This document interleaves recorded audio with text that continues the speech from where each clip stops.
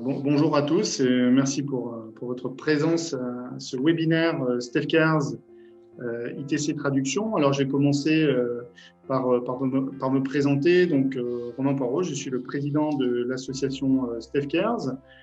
J'ai 41 ans et dans le cadre de mes activités professionnelles, je suis recruteur professionnel dans le monde du football. Donc, qu'est-ce qui fait aujourd'hui le lien entre Steph Cares et ITC Traduction? C'est tout d'abord une proximité amicale puisque ma sœur vice-présidente de Steph Cares Haute-Slama est proche de Céline Imbeau, que vous connaissez tous.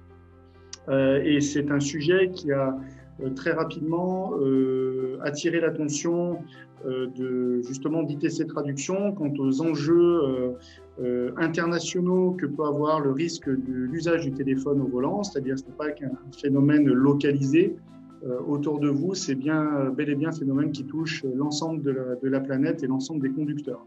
Donc c'est un sujet important, voire même primordial aujourd'hui, même si la résonance dans les médias n'est pas toujours là. Tout le monde a vu autour de soi, en conduisant aujourd'hui, en allant au travail ou en se rendant à une activité, quelqu'un qui textotait au volant. Voilà. Donc, on va commencer par parler de l'histoire de Stéphane, mon petit garçon, et de Steph Cares, l'association. Mais tout d'abord, je vous propose un sondage. Donc, qui va s'afficher sur votre écran. Ce sondage, la question est utilisez-vous ou avez-vous déjà utilisé votre téléphone en conduisant? Donc, soyez bien sûr le plus sincère possible, hein, c'est anonyme. Donc, il n'y a pas de mauvais points, de bons points distribués à l'issue de ce sondage. Hein. C'est vraiment pour avoir une idée globale et honnête au niveau du groupe des personnes qui utilisent ou non le téléphone au volant. Voilà. Ouais, voilà, d'accord. On se retrouve quand même avec 61% des gens qui avouent utiliser leur téléphone au volant. Alors, interagissez, hein, n'hésitez pas à prendre la parole par rapport aux questions aussi. Suite à ce sondage, ce sont des chiffres qui se rapprochent du 70% qui a été mentionné par la sécurité routière, sachant qu'il est très très difficile de valider ce chiffre au jour d'aujourd'hui, hein, parce qu'il y a des biais, différents biais qui interviennent, mais j'ai envie de dire, on verra les chiffres en dessous, hein, mais on n'est pas loin de la vérité sur ce type de choses. Donc, je pense que je peux vous poser quelques questions et essayer d'y répondre. J'ai envie de dire, pourquoi vous arrive-t-il d'utiliser votre téléphone au volant? Est-ce que quelqu'un peut me donner son opinion, comme ça, ouvertement, de manière très honnête? Est-ce que c'est parce que vous vous sentez addict, c'est-à-dire vous ne pouvez pas vous empêcher de le faire? Ou est-ce que c'est pour des raisons professionnelles, pour pouvoir répondre rapidement au téléphone? Qu'est-ce qui vous motive? Allez, il me faut une réponse. Moi, je crois que c'est le fait qu'on croit que c'est extrêmement urgent et qu'on doit répondre absolument à une personne maintenant, que ce soit rapide. Moi, je pense que c'est ça. D'accord. Mélanie, est-ce que ça te fait la même chose quand c'est pour le boulot ou pour un ami ou un proche? Est-ce que tu as cette sensation de devoir répondre aussi vite dans un sens comme dans l'autre, où il y a quelque chose qui te stimule encore plus, l'une des deux, personnelle ou professionnelle? Je sais pas, je me suis jamais posé la question. C'est juste un côté curieux de savoir c'est qui. Curieux, ça c'est un élément important. Et ben justement, c'est important que tu le pointes, parce que la curiosité, elle émane de notre cerveau directement, qui est fait comme cela. C'est-à-dire qu'à partir du moment où tu as ce qu'on appelle un stimuli visuel, c'est-à-dire le téléphone qui vibre, où on voit un petit WhatsApp, vous savez, qui s'affiche en haut, ou ce genre de choses, c'est un réflexe, que l'on a. Donc c'est un stimuli et le cerveau l'interprète, doit traiter l'information tout de suite. Donc il y a un côté dans le Text and Drive qui est une addiction, hein, c'est-à-dire qui fait appel à des hormones, mais c'est aussi notre cerveau qui est très bien fait. C'est comme en fait de prévenir un danger. Comme si par exemple devant vous, vous vous promenez sur un sentier, il y a une branche qui vous vient devant vous, votre bras va tout de suite essayer de vous protéger. D'accord? Pour le Text and Drive, c'est exactement pareil. C'est ce que tu appelles curiosité.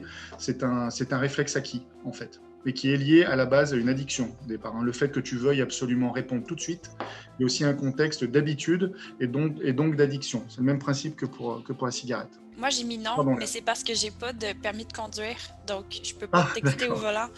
Mais si je transpose, par exemple, au vélo, si c'était pas du fait que je suis pas assez agile pour être capable de prendre mon téléphone en même temps que je fais du vélo, il y a des chances que j'aie le goût de regarder mon écran, soit pour, comme Mélanie disait, juste vérifier c'est qui. Pas répondre, mais voir qu'est-ce qu'il m'a écrit. Ouais. D'accord. Mais déjà, il y a une première chose qui est pas mal, c'est que tu as conscience de tes limites, en fait. C'est-à-dire de dire, premièrement, tu optes pour un autre moyen de locomotion. Ça, c'est intéressant. C'est-à-dire qu'on a parlé du text and drive, mais le text and drive, ça peut être une patinette électrique, une voiture ou un vélo. Hein. Donc, s'il y a des utilisateurs, des cyclistes dans l'assemblée, n'hésitez pas aussi à témoigner. Mais d'avoir conscience de ses limites, j'ai envie de dire, c'est un premier pas vers la raison et le fait de savoir, de se dire que effectivement je serais pas capable sur un vélo. Je suis cycliste aussi, hein, je suis conducteur, mais c'est vrai que c'est délicat quand tu dois prendre quand il vibre derrière sur ta poche, de pouvoir l'attraper, l'ouvrir et répondre, c'est quasiment impossible. Donc, mais je le laisse dans mon sac à main, comme ça je sais que voilà, tu le laisses et puis et je ne sais pas, c'est pas grave. Le réflexe salvateur, c'est de s'arrêter, puis de se mettre en sécurité, répondre, et voilà, ça c'est la chose à faire la plus normale, on va dire. Donc ça, première question, vous arrivez-il d'utiliser votre téléphone au volant? Voilà, c'est quand même assez élevé quand même. C'est bien déjà de le dire et de l'avouer, c'est le premier pas vers la sagesse. Comment fait-on justement pour remplir nos missions? Donc par l'intermédiaire d'actions. Alors l'atelier de sensibilisation, c'est ce que l'on met en œuvre avec la police ici à Lyon, c'est-à-dire que l'on va dans les lycées, les collèges pour pouvoir que je puisse raconter mon histoire, c'est-à-dire le vécu dont je vais vous parler tout à l'heure en troisième partie au moment des témoignages. Donc sur les terrains de sport, c'est auprès des jeunes publics comme on a pu faire hier auprès de la Berrichonne de Châteauroux, un club de footballeurs professionnels, pour pouvoir leur expliquer. On met en place tout simplement dans le cadre de l'atelier de sensibilisation un terrain de football élaboré spécifiquement pour mettre en avant les contraintes liées au téléphone au volant. C'est-à-dire qu'on fait un premier passage, c'est des slaloms, hein, des petits slaloms avec des remises de balles. Premier passage sans téléphone chronométré, deuxième passage avec téléphone chronométré. Et bien sûr, vous pouvez vous attendre à ce que le temps de trajet, bien sûr, double, voire triple, d'accord ? Mais au-delà de ça, on s'attelle à étudier le comportement de la personne et comment il a envisagé les difficultés en face de lui. Et je peux vous dire qu'il y a des stratégies qui se mettent en place, hein, comme même des stratégies de conduite, hein, ou même de se convaincre, hein, comme vous arrivez à vous convaincre vous-même que vous êtes au téléphone en train de dire « mais c'est bon, je gère, et moi je suis un professionnel de la route, j'ai tout vu, j'ai tout su ». Moi-même, je l'ai vécu, il y a 10 ans, j'ai failli mourir. Hein. C'est-à-dire que de par mon métier, j'avais 150 000 km par an. 150, c'est-à-dire qu'au bout d'un moment, on est Superman sur la route. Hein, on ne se sent plus, c'est bon, je peux même conduire en regardant derrière, en marche arrière. Ben non. Pareil, 2 secondes, baisse sur une petite route de campagne, je baisse le regard, je me relève, je suis en face d'un bus. Voilà. J'ai évité... Alors là, ma chance, c'est mon réflexe. Hein. C'est-à-dire que j'étais arrivé au bout des 2 secondes et comme c'est tout est mathématiques et statistiques, je devais être à 1,95. J'ai fait ça. J'ai juste eu le temps de mettre un coup de volant. L'arrière de la voiture a tapé le bord du bus. Je suis parti en glissade. J'ai terminé dans un fossé. Par chance, et là, j'ai envie de dire, c'est pas moi qui décide, hein, c'est le destin. Il n'y avait personne derrière. Parce que s'il y avait une voiture derrière le bus, je pense que la voiture aurait explosé. J'ai terminé au pied d'un arbre à ça du tronc. Tous les airbags avaient explosé. Par chance, je n'avais rien. Je suis sorti par le toit, hein, par le sas du toit. Et j'ai couru vers le bus. Je pensais qu'à une chose, c'était un bus scolaire, hein, les enfants. D'accord ? Donc j'ai couru. Après, j'ai vu que j'avais un hématome au bras gros comme ça, mais je ne m'en suis pas rendu compte. Vous voyez, donc là, il y a eu ça. Puis après, encore, la vie m'a rattrapé. La route m'a rattrapé et m'a pris des proches. M'a pas pris moi, mais m'a pris ma femme et mon petit garçon. Donc vous voyez, quand même 2 fois en 10 ans, pour le même problème. Suite à ce problème-là, j'ai roulé beaucoup moins vite et j'ai moins regardé mon téléphone. Hein, je tiens à préciser, c'est la bonne leçon. Mais tout ça pour vous dire que ça tient à rien, tout ça. Hein. Maintenant, je vais vous raconter ce qui m'est arrivé. Comme j'ai dit tout à l'heure, j'étais recruteur sportif. Donc, à ce titre, je me rends dans des stades de football pour faire des rapports sur les joueurs professionnels. Et un jour, le 14 avril 2019, j'allais au match Lille-Paris Saint-Germain. Donc, j'étais pas à Lyon, hein, j'étais pas dans la région. étant séparé de ma femme, on se garde le petit 50-50, donc elle était avec sa maman. C'était un dimanche ensoleillé, magnifique. Hein. Donc, et un jour, donc juste à 1 heure avant le match, je suis en train de rédiger des rapports et j'ai mon téléphone qui sonne avec un numéro, un 06, que je ne connaissais pas. Donc ça arrive souvent dans le milieu du football, des gens vous appellent pour prendre des contacts, donc je me dis c'est normal, je ne sais pas qui c'est, je rappellerai plus tard. 3 minutes plus tard, appel, même 06. Je fais bon, il faut que je termine mon rapport, je n'ai pas terminé. Donc je ne réponds pas, je consulte ma messagerie, aucun message. Je fais tiens, c'est bizarre quand même. Et là, sur ces entrefaits, je raccroche de ma messagerie encore ce 06 qui m'appelle. Et là, je dis, bon, bah, c'est bon, j'y vais. Bonjour, monsieur Poirot, oui, bonjour. Vous êtes le mari de Yelena Poirot? Oui, elle est morte. Comme ça, cash. C'est-à-dire que le gendarme, le chef de gendarmerie, il passe pas par 4 chemins. C'est-à-dire qu'ils ne vont pas vous expliquer. Elle est morte. Et moi, le premier réflexe que j'ai, c'est est-ce qu'elle était avec un petit garçon ou pas? Oui. Et à ce moment-là, ma vie a changé. Et quand je vous dis ma vie a changé, vous n'êtes plus la même personne. D'accord? Donc sur le coup, il a fallu réagir. J'ai tourné dans le McDonald's sans savoir trop quoi faire. Des gens sont pas venus vers moi, ils m'observaient comme ça de loin, un peu comme si j'étais fou. D'accord? Je me suis rassemblé, j'ai respiré, je suis sorti, j'ai prévenu mon employeur qu'il fallait que je ramène la voiture de location à cause de cet accident. Donc il m'a dit bien sûr, Romain, tu rentres. Et comme j'étais à Lille, il fallait que je prenne un TGV pour descendre à Lyon. Il y a 3 heures de trajet. Donc j'ai raté 3 fois la sortie de la gare de Lille avec la voiture. Comme quoi, quand il nous arrive des problèmes, faites attention, ne prenez pas le volant parce que voilà, bon, j'ai pas eu d'accident heureusement, mais j'ai quand même raté 3 fois une seule sortie, hein, c'était inratable. Hein. Donc je suis arrivé sur place, la personne qui m'a ramené m'a dit, je crois, si je me souviens bien, cru que j'étais bourré, que j'avais trop bu. Ils m'ont accompagné chez Europcar en disant monsieur, reprenez vos esprits, qu'est-ce qui vous est arrivé? J'ai raconté, ils m'ont calmé, ils m'ont amené jusqu'au train et là, dans le train, je me rappelle avoir pleuré, avoir traversé le train en part. J'ai oublié mon sac. Je suis arrivé à Lyon, j'avais des amis qui étaient déjà là, par chance, et j'ai filé à l'hôpital pour être au chevet de mon petit garçon qui avait survécu à l'accident, mais dans un état végétatif. Et le soir même, au petit matin, il a fallu prendre la décision de son avenir. Donc, tout ça en quelques heures. Pourquoi? Pour un texto. De ce que j'ai su donc, de l'accident, ma femme avait pris Stéphane, mon petit garçon, avait eu un rendez-vous qui avait dû s'organiser sur le fil. Elle avait même laissé son sac à main à l'appartement. Elle était partie avec son téléphone, ce qui était apparemment le plus important pour elle. Vous voyez? Le téléphone et le petit. Elle est partie à ce rendez-vous. Il faisait beau. C'était pas loin du domicile, comme beaucoup d'accidents mortels. C'est souvent à quelques kilomètres de chez vous que ça arrive. Attention. Et elle s'est déportée, donc elle roulait au-dessus de la limitation de vitesse, c'était 50, elle était à 70, d'accord. En face, c'était 30 à l'heure, sortie de virage, pas très très vite, hein. C'est pas une question de vitesse, hein. Ça n'a pas été une question de vitesse. Elle s'est déportée sur la gauche, de ce que l'on a su, il y a une première voiture qui a réussi à l'éviter, a fini dans le fossé sur le toit, sans provoquer de blessés, et elle a percuté de manière frontale une Audi A6 qui arrivait en face à 30 km/h, 70-30, ça fait 100. D'accord. À ce niveau-là, on peut tuer les gens, c'est ce qui s'est passé. Elle est morte sur le coup. Mon petit garçon a survécu, a été héliporté, et la suite, vous la connaissez. J'ai été obligé de décider de son décès. Et à partir de là, voilà, donc il a fallu donner les organes, prendre des décisions, et il a sauvé 3 petits-enfants. Voilà, c'est pour ça aujourd'hui que cette association est là aussi. Voilà. Désolé, je suis un peu dans l'émotion, mais je pense qu'il faut que vous compreniez la portée de ce que c'est. Ça, là, un message, ça vaut pas une vie, d'accord? Un WhatsApp, ça vaut pas une vie, un texto, ça vaut pas une vie. Donc, gardez bien ça en tête. Voilà, c'est le message du témoignage que j'essaie de transmettre aussi à tous les publics que je rencontre dans le cadre des actions de Steph Cares. Donc, l'idée, c'est de vous faire toucher du doigt cette difficulté qu'on a à comprendre qu'un jour, ça peut nous arriver à nous. Parce que ça, c'est clairement ce à quoi on a affaire. De l'étonnement que j'ai eu quand j'ai reçu l'appel du capitaine de gendarmerie, de la seconde qui suit, j'ai vraiment accepté en me disant c'est fait, c'est-à-dire que ma femme est décédée, mon petit garçon est à l'hôpital, et ben à partir du moment où on se le dit, c'est plus du tout la même vie. Vous n'avez plus du tout la même vie. C'est-à-dire que vous ne pourrez jamais penser de la même manière. Et je pèse mes mots. C'est-à-dire que moi, le boulot, je ne le voyais plus pareil, la vie, je ne la voyais plus pareil, l'existence, tout, hein, c'est fini, quoi. On se dit, On se dit c'est quoi la suite en fait. Voilà. Donc sans se perdre trop là-dedans. Ça, c'est l'expérience que j'ai vécue, que je ne souhaite à personne, même à mon pire ennemi, comme je le dis toujours. C'est-à-dire que ça fait trop mal. Comme je dis, on me dit, mais comment tu fais pour t'en sortir?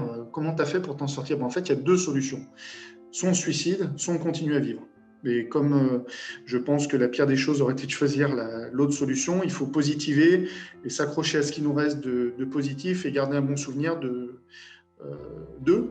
Et c'est ce qui donne la force aussi d'avancer. Voilà. Donc, mais je crois que la chose à conserver, c'est vraiment de dire que ça n'arrive pas qu'aux autres. Ça n'arrive pas qu'aux autres et que tous les scientifiques, nos scientifiques, notre consultant scientifique à Steph Kers nous dit qu'au-delà de 2 secondes, le regard hors de la route, après c'est la roulette russe. C'est-à-dire vous maîtrisez vraiment plus rien. Autant vous maîtrisez rien quand vous baissez 1 seconde, voilà. Mais 2 secondes, c'est terminé, c'est vous et votre destin. D'accord? Ça, comprenez-le bien. Comprenez-le bien.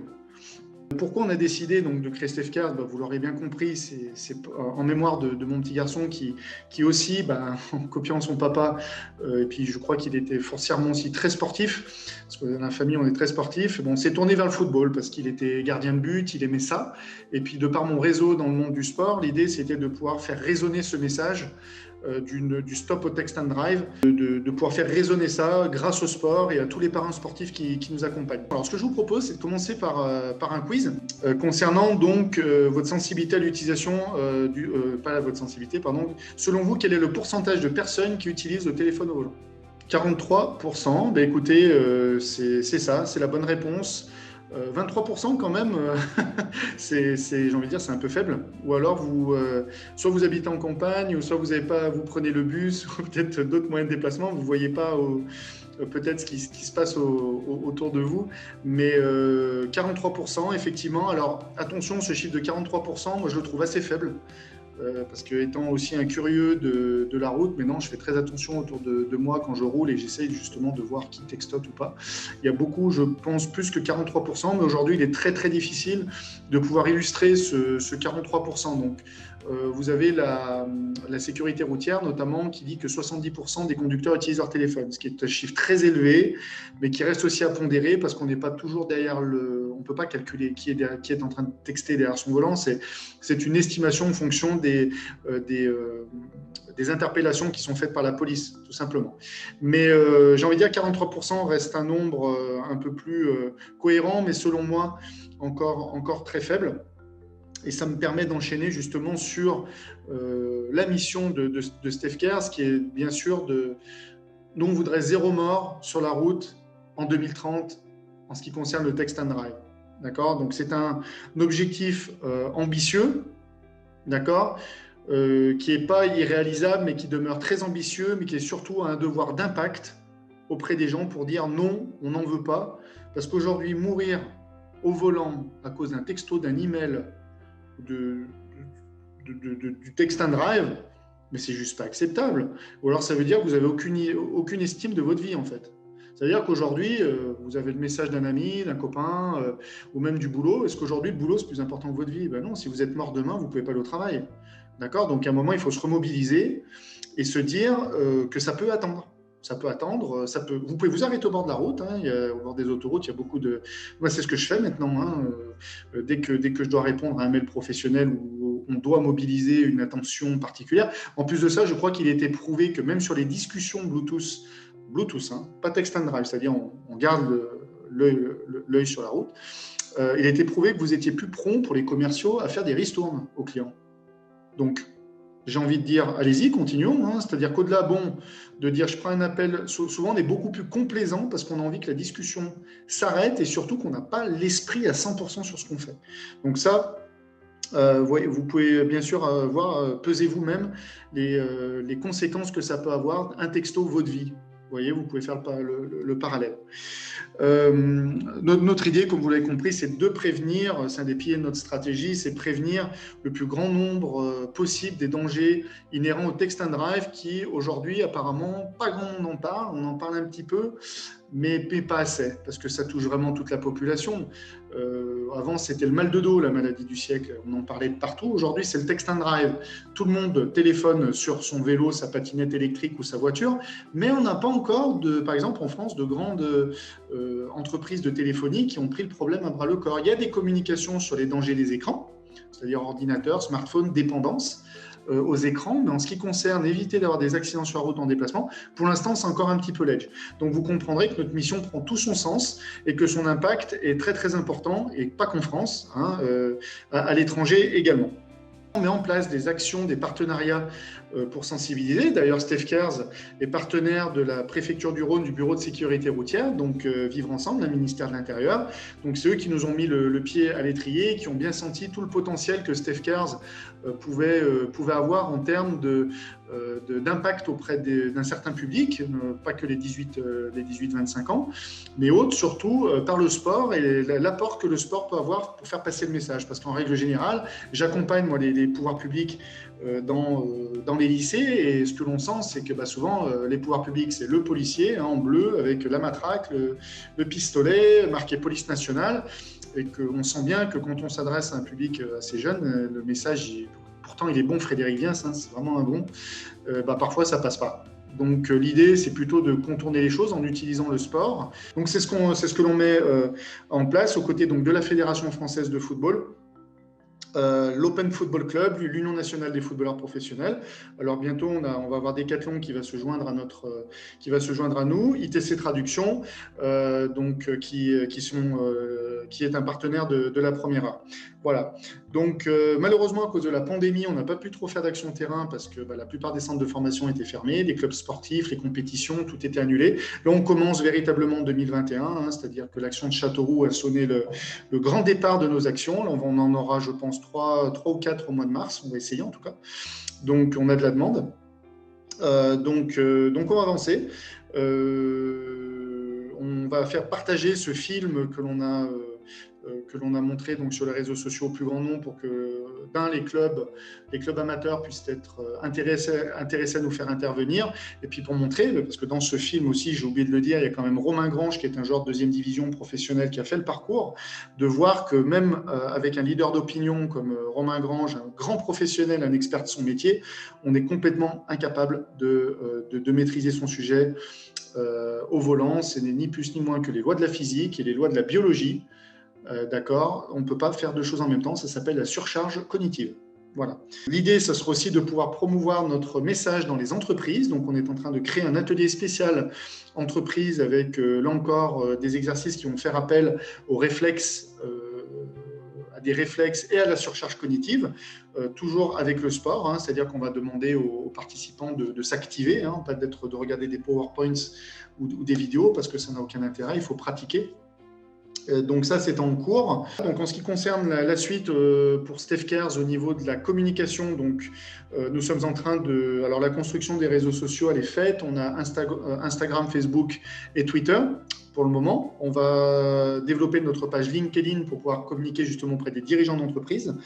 Et le site internet avec notamment une loterie avec des maillots de stars à gagner, ce qui va nous permettre aussi d'attirer les jeunes sur notre site par le biais du sport encore et de la force de communication de ces athlètes de renom, où l'obligation de visionner une vidéo sur le text and drive avant de participer à la loterie sera impératif.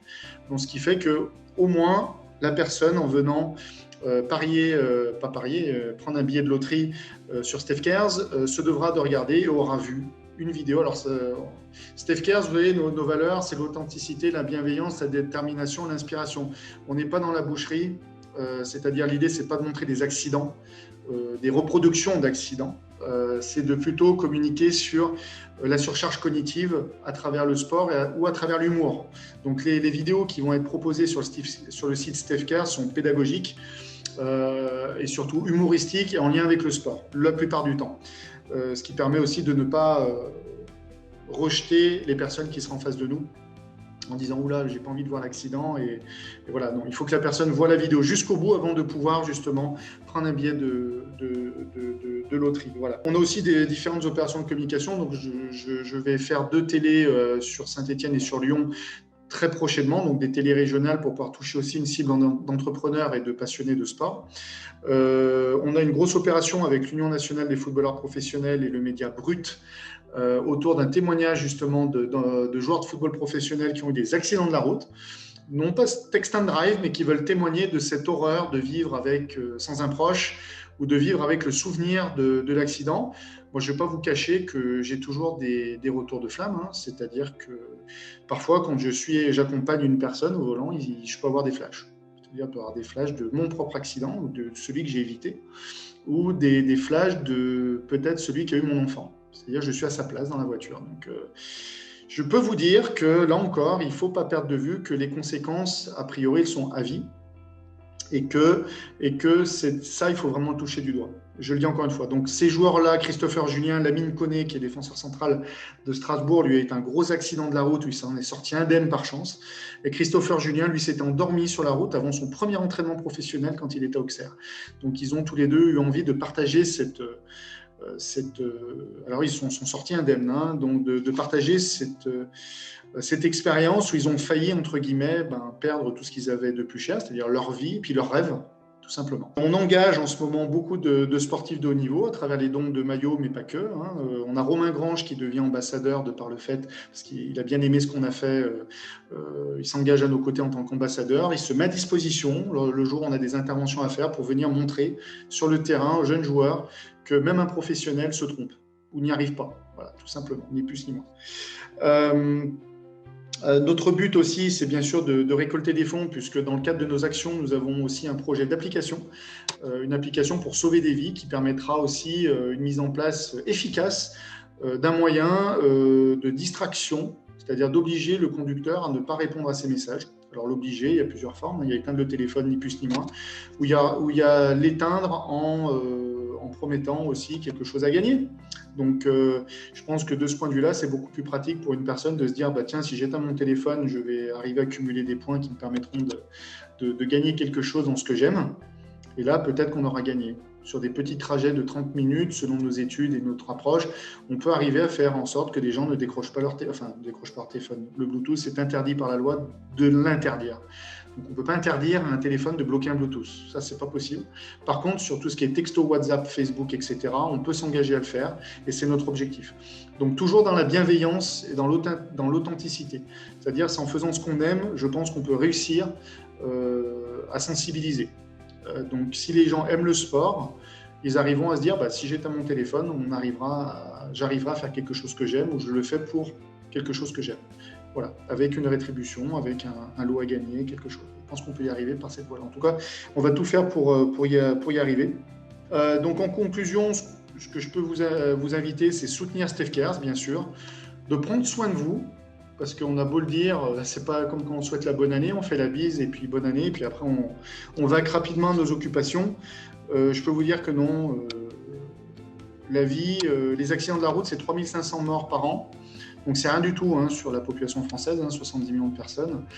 Mais moi, comme les autres, je me disais, ça n'arrive jamais, ça ne m'arrivera jamais. Moi, j'ai survécu à un accident, 2 accidents, 3 accidents, mais je suis le roi de la route.